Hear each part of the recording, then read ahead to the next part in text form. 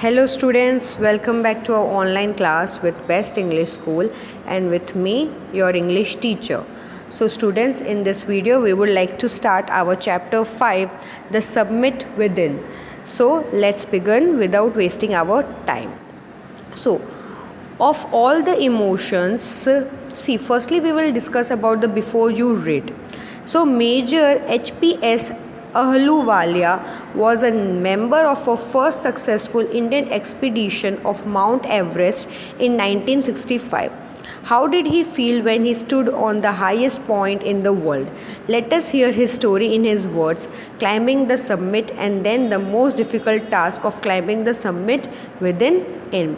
सो हम लोग इस चैप्टर में HPS अहलूवालिया के बारे में बात करेंगे जो मेजर है और वो माउंट एवरेस्ट क्लाइम किए हैं, तो उनकी जर्नी के बारे में हम लोग बात करेंगे. Okay students, so let's begin. Of all the emotions which surged through me as I stood on the summit of Everest, looking over miles of panorama below us, the dominant one, I think, was humility. The physical in me seemed to say, "Thank God, it's all over." However, instead of being jubilant, there was a tinge of sadness. Was it because I had already done the ultimate in climbing and there would be nothing higher to climb and all roads hereafter would lead down? By climbing the summit of Everest, you are overwhelmed by a deep sense of joy and thankfulness. It is a joy which lasts a lifetime. The experience changes you completely. The man who has been to the mountains is never the same again. So students, इसमें वो अपने emotions के बारे में बात करते कि जब वो एवरेस्ट चढ़ रहे थे तो उनको बहुत माइल्स तक, बहुत पैनोरामा माइल्स तक बिलो अस, मतलब वो सब चीज़ें दूर छोड़ के वो अपना आगे बढ़े जा रहे थे. फिज़िकली भी उनको बहुत इशू हो रहा था और वो बोलते हैं भगवान को, थैंक यू बोलते हैं कि अब वो चीज़ ख़त्म हो गई, it's all over. So how ever instead of being Jubilant, how ever मतलब ये सब चीज़ें छोड़ के भी उन्होंने जिस तरह से वो स्ट्रक्चर्स किया है, and now he told that I am already done the ultimate. मैंने वो सबसे डेंजरस पार्ट क्लाइंबिंग का ख़त्म कर दिया और मैं उससे ज़्यादा हाई, वहाँ से हमें रोड्स वोड्स सब दिख सकते हैं और वो इतना सही था. तो वो बोलते कि बाय क्लाइंबिंग, वो जब एवरेस्ट क्लाइंब कर रहे थे वो बहुत ज़्यादा ओवरवेल्म्ड थे और उनके मतलब वो बहुत दूसरों को और भगवान को थैंक यू बोलते हैं कि, और क्योंकि उन्होंने वो चीज़ हासिल कर ली. Because it is a joy which last a life time. वो ऐसी खुशी थी कि वो लाइफ टाइम वो खुशी उनके साथ रहेगी, क्योंकि उनका जो एक्सपीरियंस था एवरेस्ट को चढ़ने का वो एकदम कम्प्लीटली चेंज हो गया, उनकी लाइफ चेंज हो गई. क्योंकि जो आदमी माउंट एवरेस्ट चढ़ के आ जाता है फिर वो जैसा था वैसा कभी भी नहीं रह पाता, क्योंकि वो जर्नी उसे पूरी की पूरी चेंज कर देती है. So as I look back at life after climbing Everest, I cannot help remarking about the other summit, the summit of the mind, no less formidable and no easier to climb. So as I look back, मैं जब पीछे देखता हूँ, जब मैं Everest नहीं चढ़ रहा था उसके पहले की लाइफ, तब मैं ये नहीं सोच सकता था कि मैं एवरेस्ट चढ़ भी पाऊँगा. मेरे दिमाग में वही था कि मैं वहाँ पे जाऊँगा और वो इजी तो नहीं ही होगा क्लाइंब करना, और वो मज़ेदार हो सकता है बट इजी तो नहीं ही होगा. He is the person to whom we are talking about right now, students. Okay.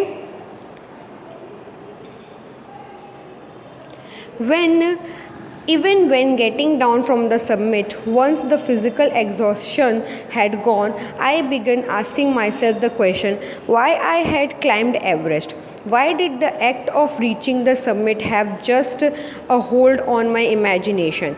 It was already a thing of the past, something done yesterday. With every passing day, it would become more remote, and then what would remain would my memories fade slowly away. सो वो ये बोलते हैं कि even मैं submit गया था, मैं mount Everest चढ़ा और मेरे जब मेरा फिज़िकल, जब मैं आ गया उसके बाद गेटिंग डाउन मतलब सबमिट, यहाँ पे जब भी सबमिट वर्ड यूज़ हो रहा है तो आप ये समझो कि माउंट एवरेस्ट जब वो गए, तो जब वो माउंट एवरेस्ट चले गए और जब वो नीचे आए तो जब तक उनकी फ़िज़िकल एग्जॉशन ख़त्म नहीं हो गई, मतलब ऑब्वियसली बॉडी तो थकी हुई होगी ना, तो जब तक वो बॉडी कन्फर्मली चेंज नहीं हो सकती, रिलैक्स नहीं होते आती है, तब उन्होंने अपने से एक सवाल पूछा कि वो माउंट एवरेस्ट क्यों चढ़े और उनके माउंट एवरेस्ट चढ़ने का क्या तरीका था, क्यों उन्होंने वो डिसीजन लिया, क्योंकि it was already a thing of the past, something done yesterday. वो ये बोलते कि वो एक्चुअली जो मैंने किया था वो पास्ट हो चुका है, राइट, वो तो चढ़ लिया और वो आ भी गए, तो वो पास्ट हो चुका है, तो हम लोग रिमोट की तरह चेंज नहीं कर सकते अपने पास्ट को। बट या वो जो पास्ट होता है, वो जो भी मेरी मेमोरीज़ होगी वो slowly slowly slowly slowly shed होते जाएगी, मेमोरीज़ शेड होते जाएंगी।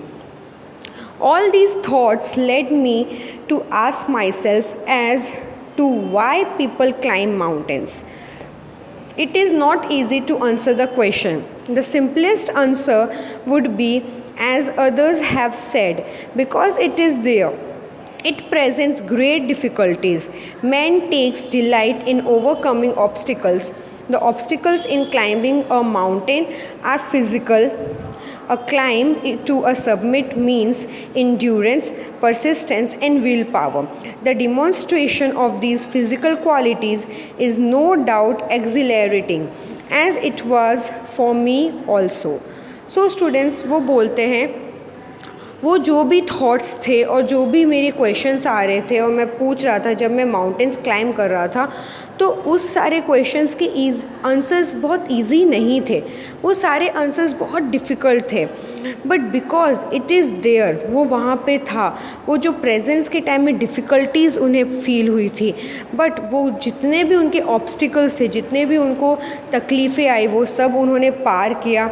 उन्होंने माउंटेन को फिज़िकली स्ट्रॉन्ग, मेंटली स्ट्रॉन्ग करके उसे क्लाइंब किया और वो सबमिट को पूरा किया। तो जब आप माउंट एवरेस्ट या कोई पहाड़ चढ़ रहे होते हो तो आपका सबसे मेन दो चीज़ होती है, एक तो physical ability and your mental ability and your will power also. तो तभी आपके फ़िज़िकल क्वालिटीज़ में आपको डाउट नहीं होना चाहिए। आप क्लाइंब कर रहे हो और आप हार जाओगे तो वो चीज़ आप सक्सेस नहीं पा सकोगे। I have a more personal answer to the question. From my childhood, I have been attracted by mountains. I had been miserable, lost when away from mountains in the plains. Mountains are nature at its best. Their beauty and majesty pose a great challenge, and like many, I believe that mountains are a means of communion with God.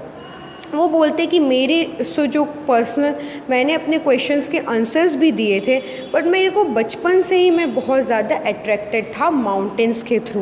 मुझे mountains बहुत पसंद हैं। Mountains nature के लिए best हैं। Nature में सबसे best mountains होते हैं। उनकी एक खुद की पर्सनैलिटी होती है, उनकी खुद की ब्यूटी होती है जो बहुत ग्रेट चैलेंज करती है मुझे। और मैं ये मानता हूँ कि जो माउंटेंस है वो एक्चुअली भगवान से मीन्स मतलब भगवान के रूप में होते हैं। ही believe this one also. Once having granted this, the question remains, why Everest? Because it is the highest, the mightiest, and has defied many previous attempts. It takes the last ounce of one's energy. It is a brutal structure with rock and ice. Once taken up, it cannot be given up halfway, even when one's life is at stake. The passage back is as difficult as the passage onwards. And then, when the summit is climbed, there is the exhilaration, the joy of having done something, the sense of a battle fought and won. There is a feeling of victory and happiness. तो students इसमें ये वो बोलते हैं कि क्यों उन्होंने Everest को ही चुना, माउंट एवरेस्ट को ही उन्होंने क्यों चुना। माउंट एवरेस्ट इसलिए उन्होंने चुना क्योंकि वो सबसे हाईएस्ट पॉइंट में माना जाता है। तो वो ये बोलते हैं कि उसमें लास्ट ऑन्स मतलब आपकी आखिरी सांस तक आपको एनर्जी चाहिए होती है। आप स्ट्रगल करते हो उसको चढ़ने के लिए, क्योंकि रॉक और आइस होती है, ठंड होती है वहाँ पे, आपको ऑक्सीजन की कमी हो सकती है, आपकी लाइफ के रिलेटेड बन पड़ती है। मतलब आपकी लाइफ, आपको पता है कि आप वहाँ पे गए और आप फिर नीचे नहीं आ सके तो आप मर जाओगे। वो एक टाइप का एडवेंचर होगा और एक टाइप का you can say that challenge that you wanted to face it out. So वो चैलेंज उनमें था, इसलिए उन्होंने सबमिट क्लाइम किया और वो बहुत अच्छे से तरीके से वो नीचे आए, वो अपने बैटल को फॉट किया। उन्होंने जो बैटल चूज़ किया था अपने रिलेटेड, वो बैटल वो जीते। Glimpsing a peak in the distance, I get transported to another world. I experience a change within myself, which can only be called mystical, but its beauty, aloofness, might, ruggedness, and the difficulties encountered on the way. The peak draws me to it, as Everest did. It is a challenge that is difficult to resist. Looking back, I found that I have not yet fully explained why I climbed Everest. It is like answering a question: why you breathe? Why do you help your neighbors? Why do you want to do good acts? There is no final answer possible. Then there is a fact that Everest is not just a physical climb. The man who has been to the mountain top becomes conscious in a special manner of his own smallness in his last universe. The physical conquest of a mountain is only one part of the achievement. There is more to be than that. It is followed by a sense of fulfillment. There is the satisfaction of a deep urge to rise above one's surrounding. It is the internal love for adventure in man. The experience is not merely physical, it is emotional, it is spiritual. So students, इसमें क्या बोला जा रहा है?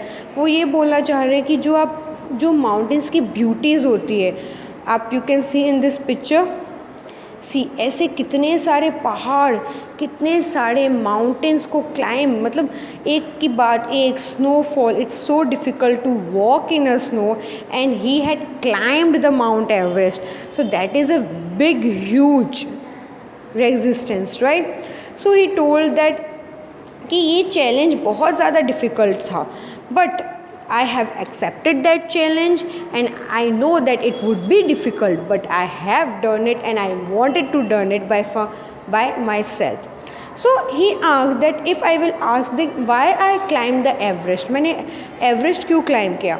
तो ये question ऐसा है कि ऐसे क्वेश्चन है कि आप सांस क्यों लेते हो, तो आप अपने नेबर्स को हेल्प क्यों करते हो, आप अच्छे से बिहेव क्यों करते हो, तो ये सारे क्वेश्चंस के कोई आंसर्स नहीं है. तो same ways way this question is having no definite answers about it. मुझे फिज़िकली क्लाइंब करने से ज़्यादा अच्छे से मेंटली, दिमाग के थ्रू क्लाइंब करना इम्पॉर्टेंट है.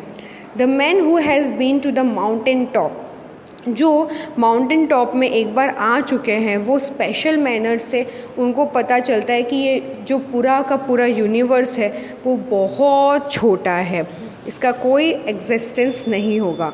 बट या फिज़िकल कंक्वेस्ट माउंटेन के हो जाता है और वो सबसे मेन पार्ट होता है अचीवमेंट का.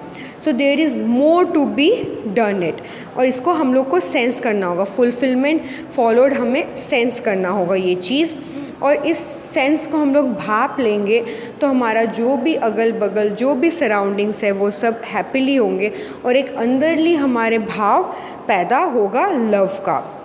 और ये जो एक्सपीरियंस हम लोग जो यूज़ करते हैं वो फिज़िकली तो स्ट्रॉन्ग होना ही पड़ता है, इमोशनली भी स्ट्रॉन्ग होना होता है, और स्पिरिचुअली भी स्ट्रॉन्ग रहना पड़ता है. सो consider a typical climb towards the summit. On the last heights, you are sharing a rope with another climber. You form in.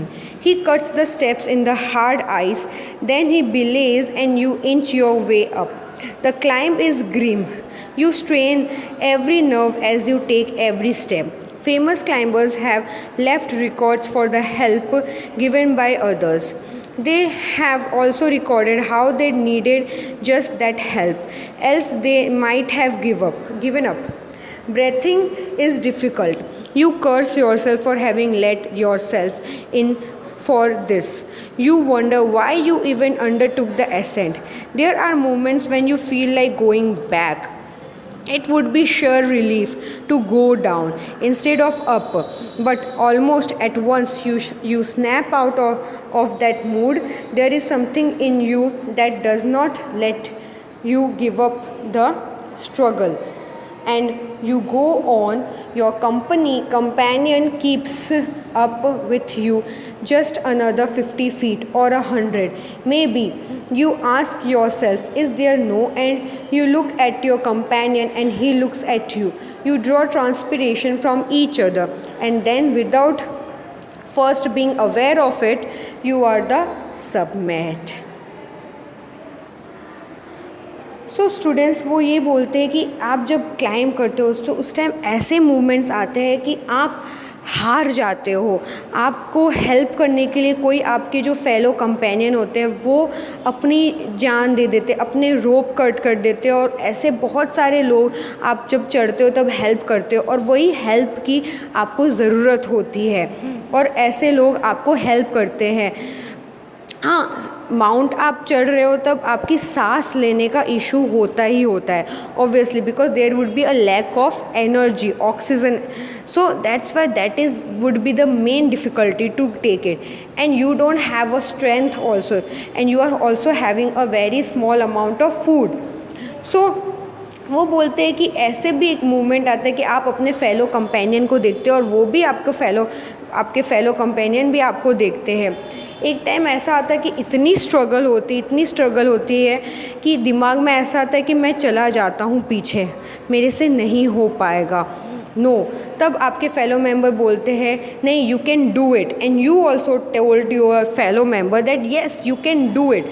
So that type of strength we could have if we are having a very good fellow member. And कभी ऐसा होता है कि only 50 feet, only 100 feet, you can do it. Ask yourself, is it there is no end. ऐसा भी feel होता है कि इसमें कोई एंड है ही नहीं, सब ख़त्म हो जाएगा.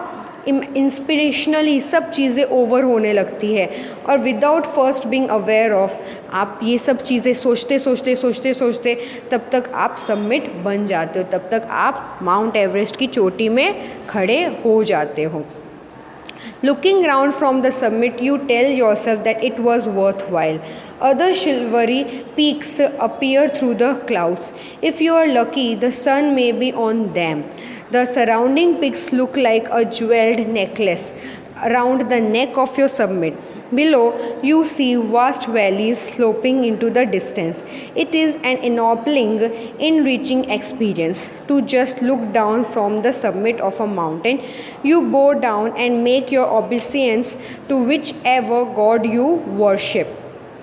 सो स्टूडेंट्स वो बोलते हैं कि जब आप एक पीक में, हाईएस्ट पीक में खड़े होते हो तब आपको हर जगह बहुत ब्यूटीफुल लगती है. उसमें से क्लाउड्स, आपके हाईएस्ट पीक में क्लाउड्स आपको दिखते हैं. You can touch the clouds also, and वो क्लाउड्स में से सूरज निकल गया, सूरज होंगे तो it will be most desirable, most perfect movement you can से. And you can see the small valleys also थोड़े डिस्टेंस में, और आपको वो खूबसूरती इतनी याद रह जाएगी, और उस टाइम आप यही बोलोगे और अपने गॉड को वर्शिप करोगे, भगवान को याद करोगे. I left on Everest a picture of Guru Nanak. Rawat left a picture of goddess Durga. Phu Dorjee left a relic of the Buddha. Edmund Hillary had buried a cross under a cairn, a heap of rocks and stones in the snow. These are not symbols of conquest but for reverence. मतलब उन्होंने गुरु नानक देव जी का picture वहाँ पे रख के गए, और उनके जो फेलो मेंबर्स थे, किसी ने दुर्गा रखा, किसी ने बुद्ध का रखा, और किसी ने स्नो से रॉक्स में कुछ लिख दिया. और ये सारे सिंबल्स नहीं है कि वो वहाँ पे आए थे, ये एक रिलेवेंस है, उनकी खुशी प्रिटेंड करने का है. See, you can see this picture. कितनी अमेजिंग फीलिंग होगी, right students. The experience of having climbed to the summit changes you completely, definitely, fully, completely change your life, your experience. There is another summit, it is within yourself, it is in your own mind. Each man carries within himself his own mountain peak. He must climb it to reach to a fullest knowledge of himself. It is fearful and unscalable. It cannot be climbed by everyone else. You yourself have to do it. The physical act of climbing to the summit of a mountain outside is akin to the act of climbing the mountain within. The effects of both the climbs are the same, whether the mountain you climb is physical or emotional and spiritual. The climb will certainly change you. It teaches you much about the world and about yourself. I venture to think that my experience as an Everester has provided me with the inspiration to face life's ordeals resolutely. Climbing the mountain was a worthwhile experience. The conquest of the internal summit is equally worthwhile. The internal summits are perhaps higher than Everest. So students, वो ये बोलना चाहते हैं कि ये जो हम लोग और एक सबमिट हमारे अंदर होता है, वो होता है हमारा इनर माइंड, हमारे अंदर ही एक चीज़ होती है, वो हम लोग अपने, वो सबसे बड़ा माउंटेन पीक होता है। वो चीज़ हम लोग क्लाइंब कर लेंगे तो हम लोग को बहुत ज़्यादा ही खुशी मिलेगी और हम लोग फियरलेस हो जाएंगे, हमारे अंदर कोई डर ही नहीं रहेगा। और वो क्लाइंब करने से हमारी फिज़िकली और मेंटली भी दिमाग स्ट्रॉन्ग रहता है। तो ऐसे बहुत सारे इशू आएंगे अपने आप को बेस्ट बनाने में, अपने आप को वर्थ इट बनाने में, बट कभी भी हार नहीं मानना, वो चीज़ को क्लाइंब करते रहना। जैसे माउंटेन्स को हम लोग क्लाइंब करते हैं तो वो चीज़ हमें बहुत कुछ सिखाएगी कि दुनिया में अपने आप को किस तरह से प्रेजेंट कर सकते हैं। एंड इसीलिए हम लोग जो प्रोवाइड करते हैं वो इंस्पिरेशन, आप दूसरों को इंस्पायर कर सकते हैं। You can prove like worth it, your experience to climbing the mountain वो वर्थलेस होता है, मतलब वो आप एक्सप्रेस नहीं कर सकते हो, वैसा एक्सप्रेशन होगा। तो सबसे पहले आप इंटरनल सबमिट को पार करो, फिर उसके बाद तो सबसे हाईएस्ट पिक है ही एवरेस्ट। और ये पूरी की बात किसने बोली है? HPS अहलूवालिया ने। So he was the climber who had climbed the Mount Everest, students. So our chapter 5 is now done, students. I hope that you understand the whole chapter because it inspires a lot and it is worth taking experience of a person who had shared with us, students, right? So my work is now completed. You have to read this chapter 1 to 3 times. That would be great. So till there, I will see you in the next video. So bye bye.